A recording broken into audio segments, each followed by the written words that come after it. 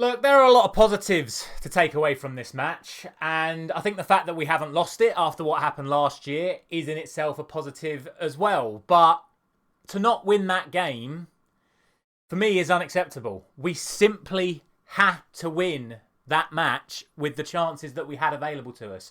And I'll be honest with you, I thought in terms of build-up play, it's the best Manchester United have played for years. That was even better in terms of build-up play than what it was against Manchester City in the FA Cup final. It was certainly better than what we saw even against Southampton and Barnsley, because that was against a Premier League team that has been established and has caused us problems over the last few years. But ultimately, it's a draw.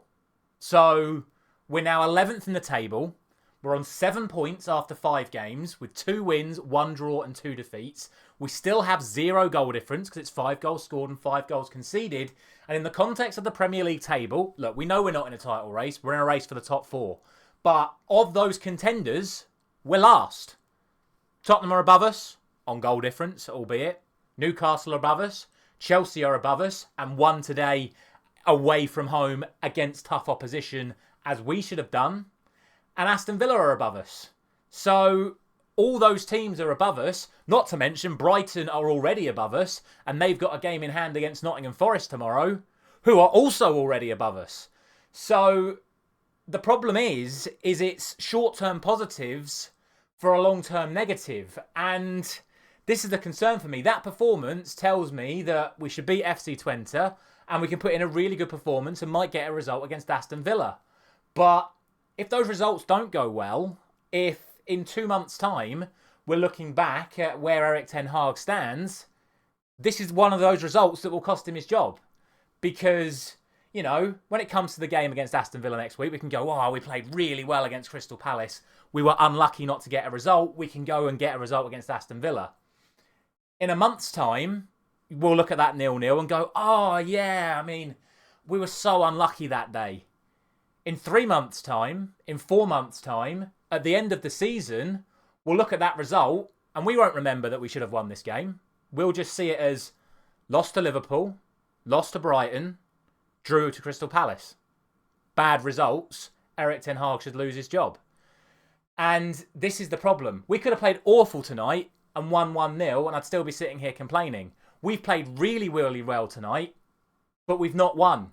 So it's a real problem. But this is the thing. We've lost this game on my opinion for 3 reasons.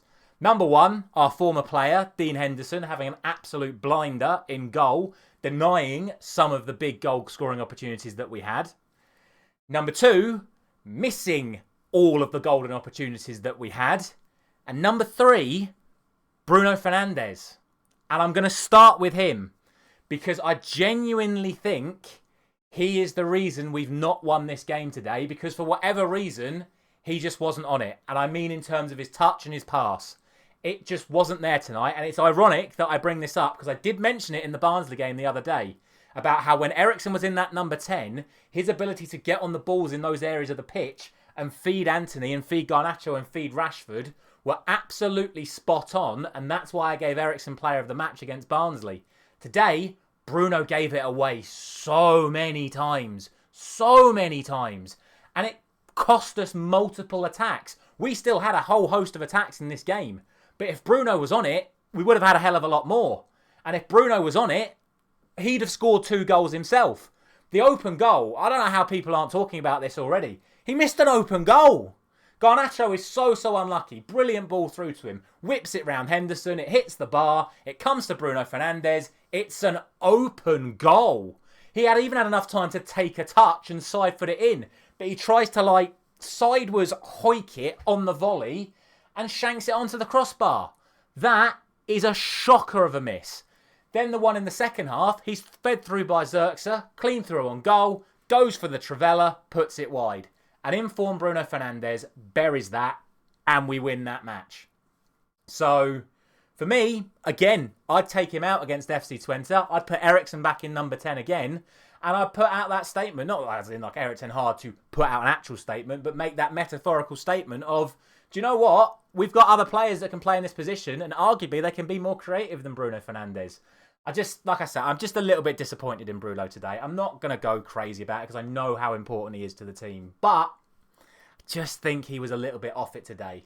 From there, I think the substitutions just didn't work. They absolutely didn't work. I've already talked about how we built up the play so well in this match. The moment we took Xerxes off, that went. It completely went. His link-up play was so good. I've already spoken about Bruno in terms of how he was struggling to feed the front three.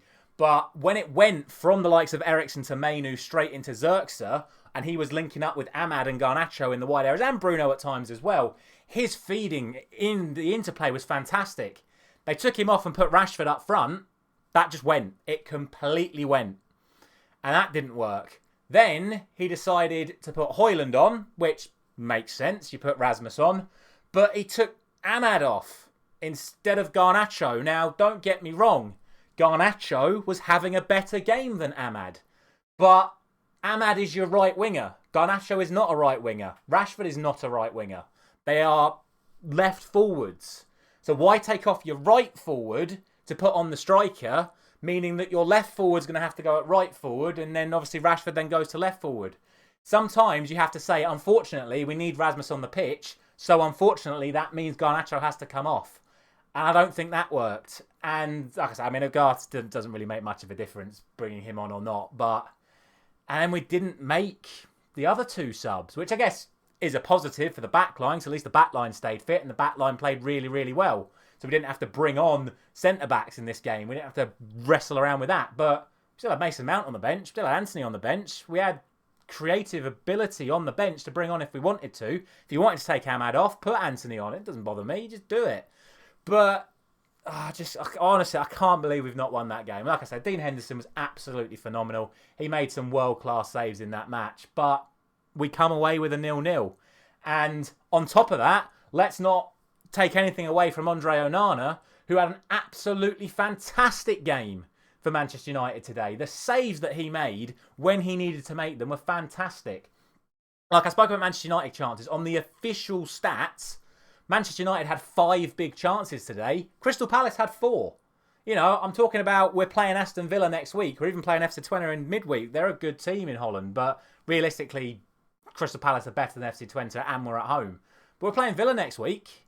With the form that Watkins is in, with the form that John Duran's in, we can't afford to give away the chances we gave away. And if it wasn't for Onana, we would have actually lost this game. And that double save is the best piece of goalkeeping for a Manchester United goalkeeper since that double save from David De Gea against Arsenal all those years ago.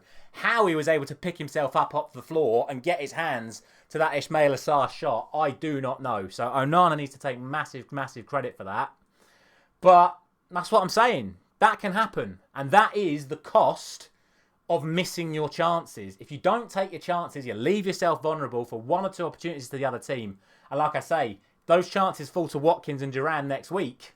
I think we're looking on the end of a defeat tonight. But it's a really weird one to talk about because I am very happy with the overall performance of the team. But we've got to put the ball in the net. And I said about it in pre-season. I said it in the Arsenal game in pre-season. I said it in the Liverpool game in pre-season. We look good on the ball, but we can't put the ball in the net. And it's cost us tonight. It has massively cost us tonight. It's cost us 2 points. 2 points that if we'd have got, we'd be in 7th in the table. Instead, we're 11th. And we're already playing catch-up on the top 4. Chelsea are on 10 points. They are in 4th. Arsenal have a game in hand. Brighton have a game in hand. Nottingham Forest have a game in hand. All of them can push that gap to 4th up to 11 points to 7. So realistically, we're going to be 4 points off the top 4 after 5 matches already. And then we're playing Villa next week. So work still to be done. Van Nistelrooy's got a big job on his shoulders to get these players putting the ball in the net. But hopefully, if that build-up play can continue, more chances will come and better finishing will come and we'll start winning results. So like I say, it's short-term versus long-term. I'm hoping that this is a positive for the long-term, hopefully not at the detriment of more losses and more draws and more drop points in the short-term. Let me know your thoughts down in the comment section below. Thank you very much for watching as always. I'll see you in the next one.